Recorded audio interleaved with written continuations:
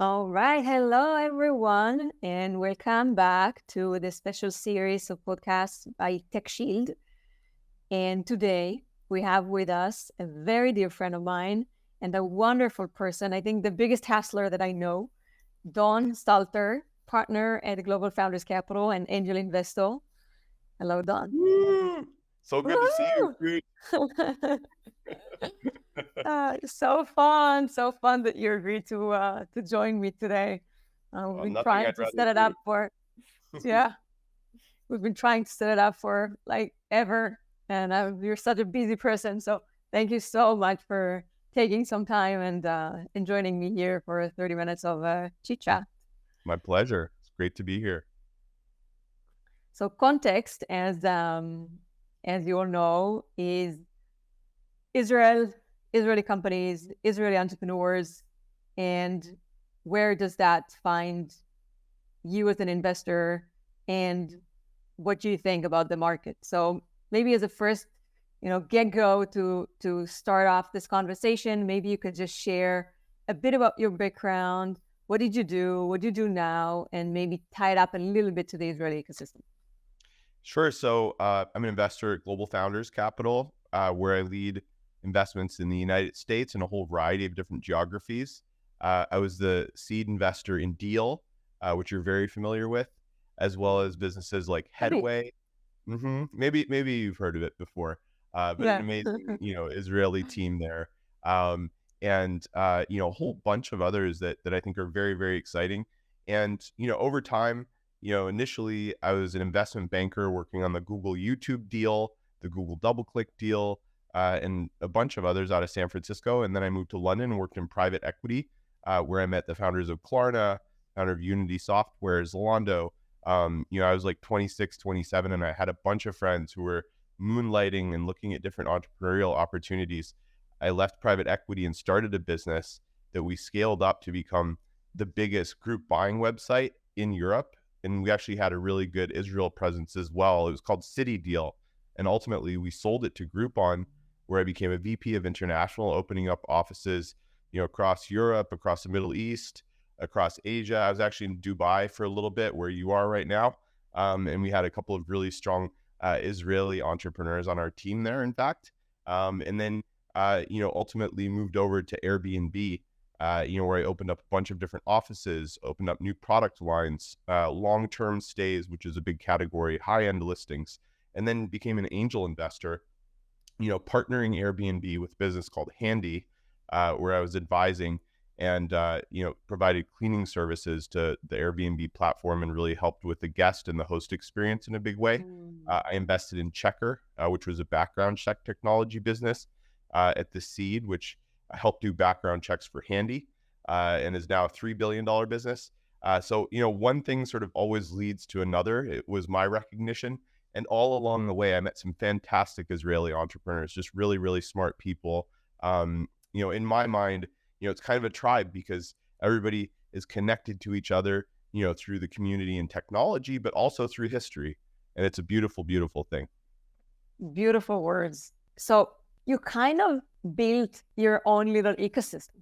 So it sounds, with Airbnb, and then you had a company doing cleaning, and then you had a company doing background checks. What do you think startups and founders, how do you think they are utilizing this concept of one thing leads to another? Because I find this as a very entrepreneurial concept, right?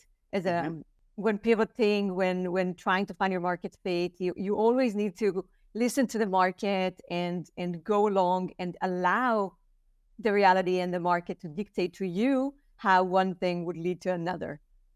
Can you maybe share? I mean, pick one company. I know you have 250 of them, so pick one. And I think it's having your eyes open. It's having your eyes wide open, being entrepreneurial, not being too set in your ways, not sort of thinking that, when you're at the starting line, the finish line is going to look exactly the same. It's about navigating changes in society, navigating changes in the economy, navigating changes in the way that, the world works. If we look at Deal again, where we led the seed, Alex and Shuo worked out of our office in San Francisco.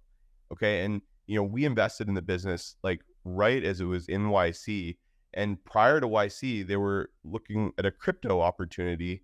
Whereas in YC, they were looking at payroll and compliance. And, as the business evolved over time, they were so smart and they really looked, around at what was going on in society. And the pandemic emerged and remote work became a massive thing. And so all these remote workers were in need of being paid. People were hiring folks all over the world, all over, Europe, Latin America, Asia, rapid fire extremely quickly. And the platform became extremely relevant. So this, fundamentally Israeli team at its core noticed what was going on in the world and not only rode that wave, but helped sort of pioneer that wave of remote work. And, it's pioneering those waves while observing them, getting ahead of them, that actually yield the massive, massive businesses and movements more than companies themselves. So, you could argue that the remote work movement is being led by Teal. That's so true. Also, if you look at giants today, companies like Amazon or Google, or if Amazon would stay just a e-commerce bookstore, they would never be the giant company they are today. So the ability to listen to the market and to follow and allow things to be leading you one after the other is fundamentally entrepreneurial in core. It's so important. Like if you look back to, the 1800s, for example, Nintendo was founded, our favorite games business, but Nintendo wasn't a technology company, wasn't a video games business. I mean, circuit boards didn't exist back then. What did they do? They were a playing card business. And over time, they gained a huge audience. Their characters, Mario, et cetera, became popular, and they built video games off the back of that following as that trend emerged. Look at Siemens, for example, look at all these, century-old businesses. How do they still exist when new trends and new technologies emerge that could completely disrupt what they are? They're durable businesses with founders who have really meaningful missions. Since we're on point, I'll just mention that there is a brilliant book that I've come across when I was about 17. And I think I'm reading it over and over again, once every 3 years, approximately. It's called Built to Last. It's essentially, you know it? No, I'll have to check it out. You always have the best book You have to check it out. I'll give you a gift on Audible. Oh, thank you. Awesome. It's brilliant. It follows 18 pairs of companies that were founded approximately the same time and operate approximately in the same industry. And one of the companies, each pair have succeeded tremendously and built a long-lasting business, like Disney World, for example, Disney company. And the other company from each pair have not managed to thrive as much, either died, disappeared, or is kind of struggling. And to understand what they discovered, there is, I won't destroy that for you. I'm so curious. It's such an important insight because, in this day and age, we have all these entrepreneurs raising money, coming up with interesting strategies, being passionate about what they do. But if we, look into the future, 50 years from now, 100 years from now, and we look back, which of those companies will still be around? Which of those companies will have changed the fabric of society? And why? It's, I don't know, a surreal question. So they answer a very nice answer there. And I invite you to go check it out. Awesome. To our topic, we gathered here today, obviously happy to speak with you about everything. In particularly today, the timely subject that I would love to touch with you is Israeli startup ecosystem. The Israeli ecosystem has been, a brand name, household name amongst every single investor that respects their work around the world. Knowing that the Israeli technology is beyond any imagination, and the companies that are coming out of Israel are simply phenomenal. And that reflects in numbers. Wherever you look at them, that reflects in numbers. And following October 7, something has been shaken up in the perception of how the world, or at least some of the world, maybe looks at Israel and at an Israeli economy as a location to warehouse your money and to deploy your capital. And what I'm trying to do, and I would love to have your take on it, is to share with the world the actual stories, because I think a lot of people read the news, but they're not necessarily in the market. And when we look at Israel as an ecosystem, the first support from the community around the world was donating and charity and supporting the nonprofits on the ground to enable all the security situation that has been created and the horrible results of it with soldiers and so on. But the second line of defense is strengthening the economy and pushing back the economy to where it was, if not even better. And that comes with increasing the confidence of investors all over the world to actually feel confident to continue investing in the market. So I would love to hear from you. You're an investor, both an angel investor and a VC, and you're one of the closest friends of Sarona and a great supporter of TechShield as well. Would you share your experience investing in the Israeli market before, now, during the past 4 months, and how you foresee your strategy in the next 9 months, 12 months? Absolutely.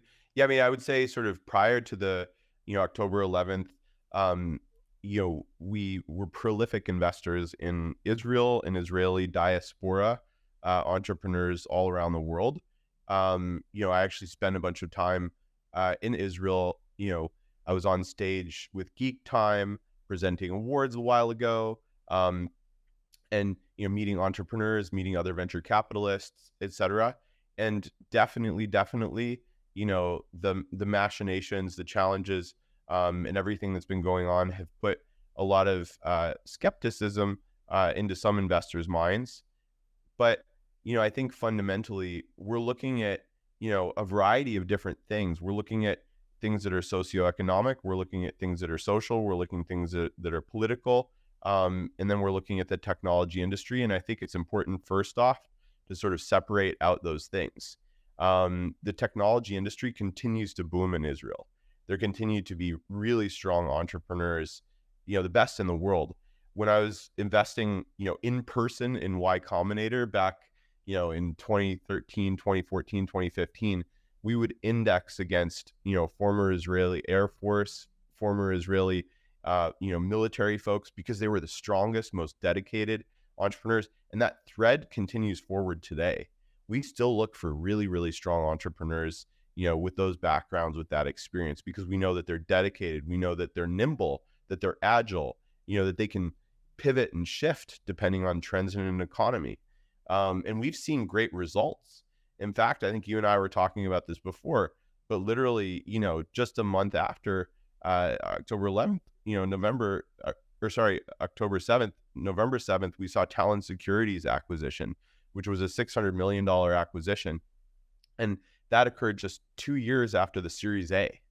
That doesn't happen very often at all. That doesn't happen in the US. That doesn't happen in Europe. I mean, out of Israel, boom, company based in Israel, $600 million acquisition. The Series A was done at 30 pre. My friend Jake Sade at Ballistic Ventures was really happy about that one. And look, I mean, I think that they're going to continue to be really exciting outcomes for existing entrepreneurs on the ground in Israel, but also globally. So if we look at, the diaspora, I mean, literally in the United States, we've got so many Israeli entrepreneurs firing on all cylinders, maybe building their business development strategy in the US, with their engineering team on the ground in Tel Aviv or Jerusalem. And, they're more dedicated and there's more solidarity than ever. So I think, I mean, for me, might be a better time than ever to be sort of looking for those opportunities. Aye. Have you been seeing anything interesting recently? I mean, I'm sure you see hundreds of deals. I mean, there are quite a few folks who continue to be focused on, the cybersecurity and the defense side of things. So we saw an interesting drone business that was effectively, looking to act as like an individual protection drone. Let's say, you're out late at night in kind of an area that's a little bit sketchy or whatever. You can activate that drone and it'll follow you around and it'll act as, have cameras. It'll act as your eyes and your ears kind of on Like the ground.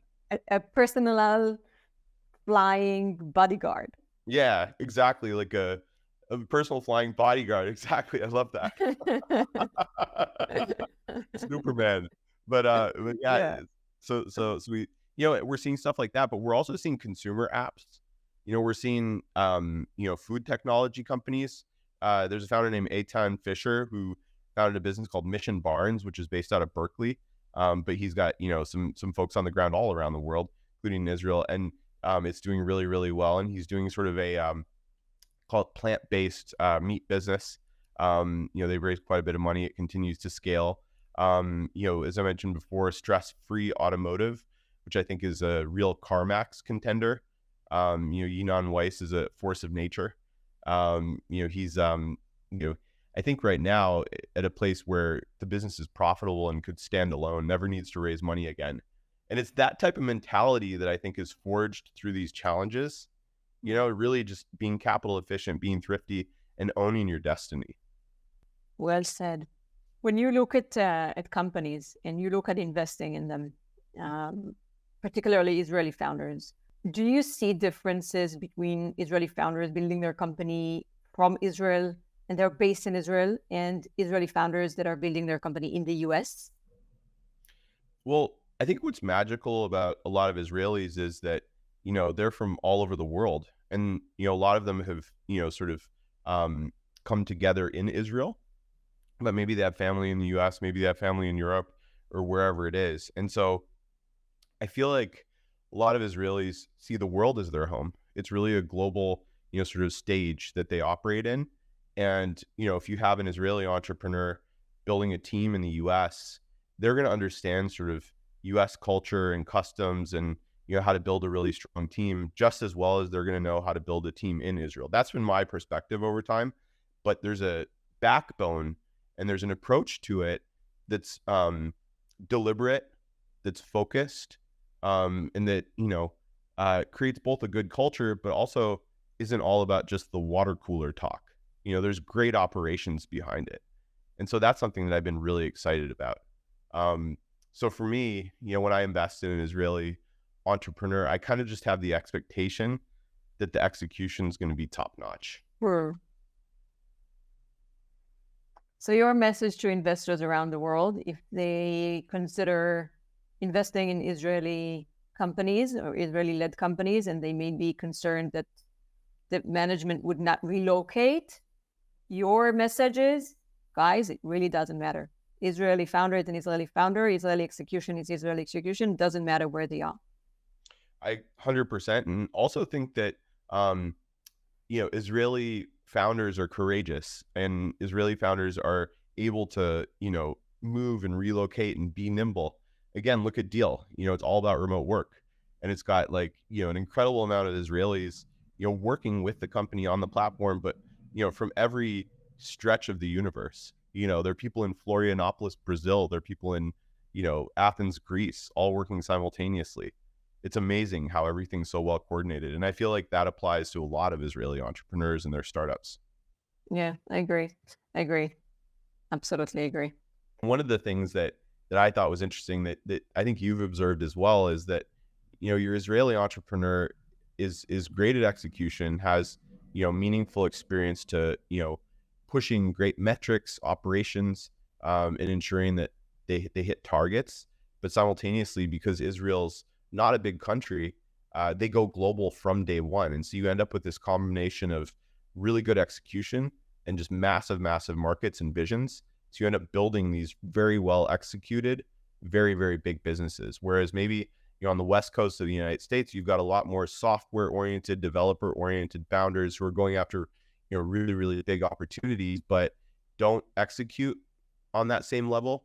You got a much sort of broader salad bowl of cultures, and you end up having to coordinate a lot differently versus kind of with the tribe mindset.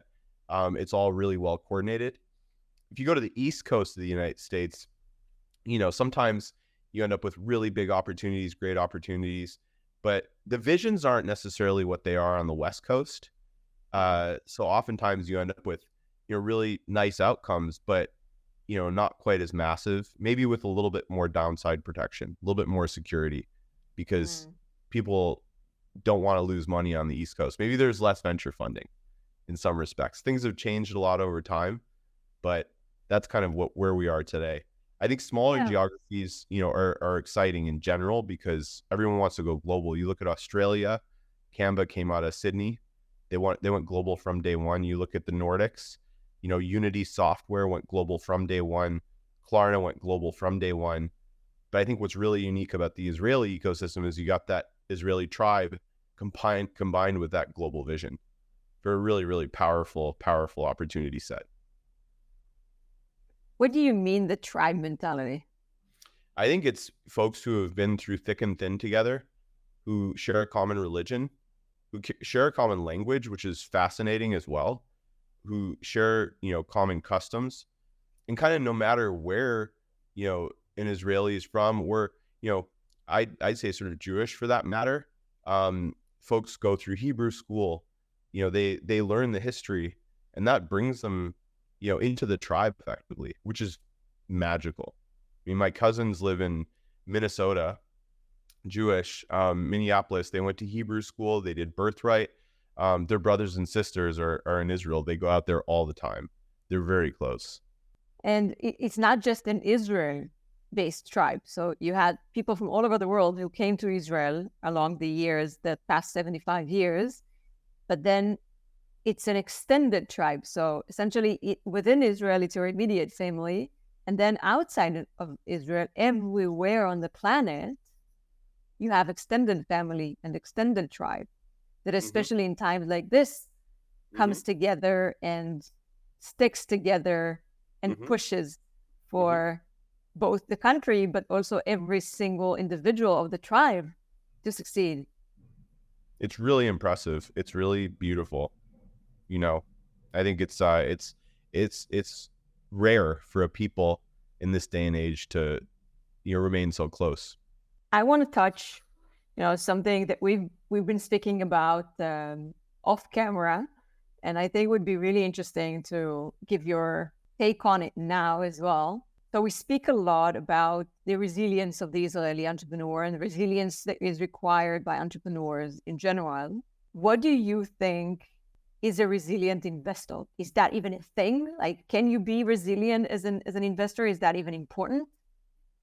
Well, I mean, my bias is to kind of say that investors who've got some level of operational experience, who roll up their sleeves, who actually work side by side with the founder and think about themselves as operators, pull themselves, out of that sort of investor mindset and try to really understand sort of, individuals on the account management team or individuals on the product team and sort of what that product roadmap looks like, instead of just thinking about the high level KPIs and the high level, sort of metrics, make for the resilient investors. And sort of what I mean by that is there are no surprises. Like if you're operating with a founder and you're actually, side by side understanding what's going on, you can see around corners, you can plan for challenges.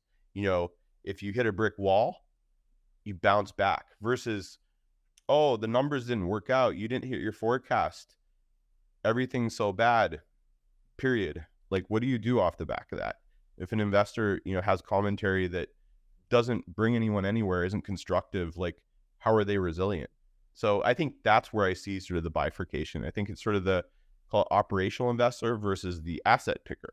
Mm. Can you share with me, like, I want to hear from you two stories of board experience. I mean, you sit on dozens of boards. And I want to hear from you one experience of a board conversation with an Israeli-led company where the CEO is Israeli, and another maybe equivalent, similar scenario where you had a board conversation with a not Israeli-led company, not Israeli-led CEO, and how do the two differ from one another, if at all?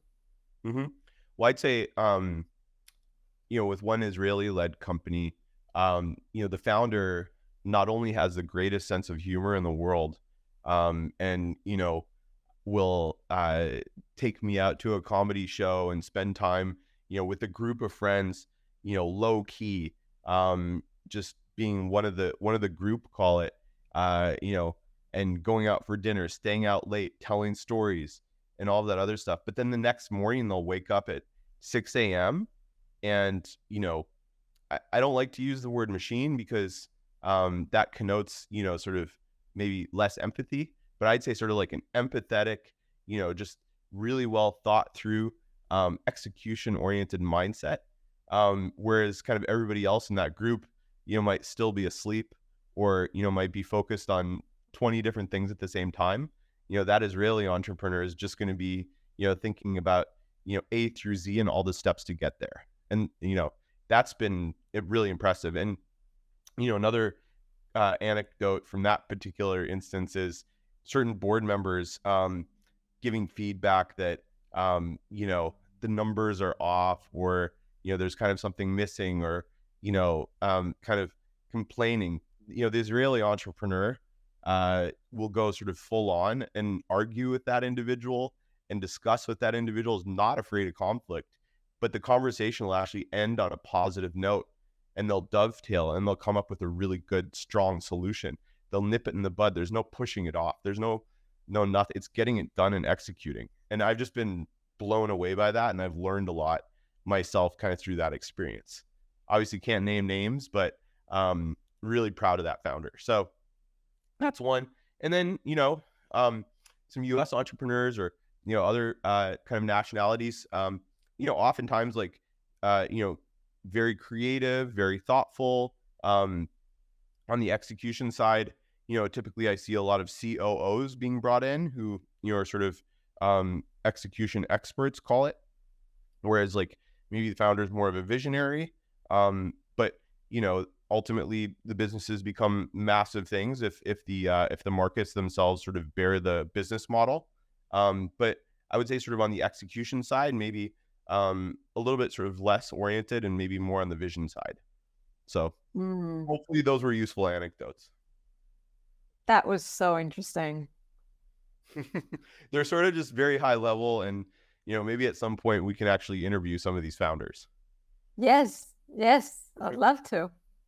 Also, it's so interesting. What happens in boards usually stays in boards, and I think it's fascinating to always to understand processes and the essence of the conversations and the resolution of challenges.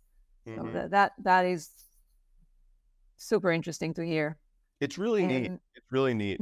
It's very interesting seeing how different people operate, and it's impressive how Israeli founders operate. You are an operator yourself as well, right? I mean, you were an entrepreneur, you sold the company, you've been running large operations for years, and then you kind of moved back to the investing side. Yeah. And to finish this conversation, I think I would love to hear from you why. So you did this company, you really succeeded in building it up, you sold it successfully. Why not building another company and staying on the entrepreneurial side? Why moving to the investment role, and then also taking another step of actually becoming a professional investor by joining a VC fund? Yeah, I mean, I think what I'm very, very fortunate, to have is a fund where I'm an entrepreneur and where I've built a team myself and where I've set KPIs for my team and where I've forecasted on those KPIs. And I'm working with some amazing entrepreneurs, who've built businesses like HelloFresh in the past, Delivery Hero, and a variety of really big successes. It's a different type of a fund where, I've had a blank canvas, and my approach has been one where, we're tracking a lot of information. How do founders feel? How are founders, in need of support? Where are their gaps? Who can we bring into a conversation in order to make a partnership happen? Can I sit down with a founder and can I identify, which people on their account management team are strong, which ones, maybe we want to, sort of help move on. And I feel like to a certain degree, I've been able to operate as well as invest. So I wouldn't, call us again asset pickers or, just pure investors. I've, built a brand here in the US with Global Founders Capital, whereas a brand didn't exist as such. We're doing sort of a great call now too, but we've been friends forever. We hang out, we talk about opportunities together, we have fun, and I really work hard to make it much more sort of a personal entrepreneurial mission. Off the back of some of the exciting things that I've done in the past. That's brilliant. I think I share this experience. I think that for entrepreneurs who move to the VC side, there must be an entrepreneurial aspect in the way we choose to invest, in the way we choose to run the firm. I couldn't do it otherwise. Yeah. And I salute you. And I see what you do, and you're the biggest by far hustler that I know. You're everywhere. And so many people, and I see the value you bring to companies, also companies we've co-invested, and stories that you share with me about your participation in companies. So super proud, and thank you again for joining here today and sharing your insights. Don invested in phenomenal companies, Canva, Deal, and many, many more. So thank you so much, Don, for being here with us today. Dude, I mean, I learn so much from you every day. Thank you so much for this.